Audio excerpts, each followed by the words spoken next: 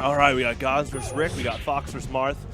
Neutral start at Yoshi's Story, which can be actually pretty good for either character, depending on like how both players like establish their playstyle with these characters. So Fox is going to go for aggressive, fast kills on this stage, especially against a character like Marth, where he doesn't want Marth to last super long, especially when he gets to higher percents.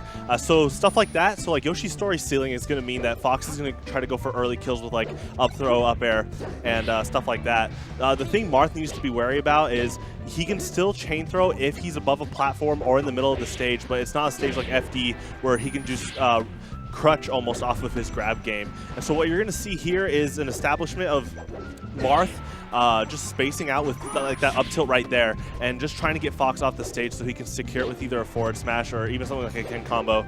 That was a good tricky up air, but it costed him the stock. So now he's 2 stocks behind, but Fox is at easy kill percent. But of course with Marth, sometimes Marth has a hard time securing a stock at a high percent like this. See, that up throw didn't give him a lot. He had to go and dive for the neutral air read on the DI. Taunts on Randall, and so now watch what happens when he comes back with invincibility, because the thing is with Marth is when Fox comes back with invincibility, he can tack on an easy 30-something% with a drill shine combo setup. So it's 2 stocks ahead for Fox, and it's just looking overwhelming for Gaz, because he needs to do something to adapt to this type of neutral. If he doesn't, then he's just going to rinse and repeat what happened from before. Looks like a missed grab, and it just looks like RiK is just a couple steps ahead of Gaz like in this entire set. He knows, he's starting to read what Gaz is wanting to get. And so the thing about this matchup is if you feel out the opponent of what type of Marth or what type of Fox they are, okay, this Marth likes to go for grabs a lot in neutral. He likes to hit confirm off of these grabs for a kill setup. Then you start realizing that they might crutch off of a throw setup. And if the Marth isn't as fundamentally strong in their neutral besides grab, then you're going to start baiting out the grabs and then getting a free easy punish. So I think RiK is definitely trying to ease out and feel what type of Marth that Gaz is. And I think game 1 gave both players a lot of information. It's just that RiK obviously was asserting more dominance in terms of neutral and punish game. That was a really good juggle by Gaz, and that's going to cost RiK the stock. That was a good shield, good patience by Gaz, goes to the platform to retreat. This matchup really is looking like whoever misses something is going to eat a heavy punish, because both these players' punish games is on point.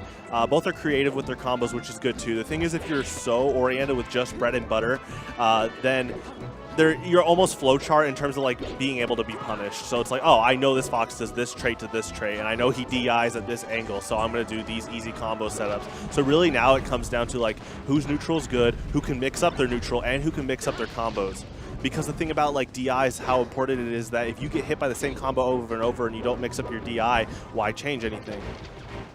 So it looks like RiK's playing a little more defensive with his lasers. Definitely can tell that Gaz switched something up in his play style. Gaz looking a little more aggressive, definitely trying to fish with his forward airs. That was a good forward smash. He's going to capitalize off of his edge guard. Goes for the more safer thing of doing another forward smash. I'm going to do a third one to lock in the stock. Now pay attention to what RiK does with his invincibility coming back. Already trying to take center stage, knowing that if Marth takes center stage, he'll have a lot of control of the matchup. Even with something like laser camping like Fox, if Marth takes center stage, that can be huge, because Marth's range can cover all the platforms in terms of like a jump aerial or even his grab game on the ground. That was a good crouch cancel by RiK.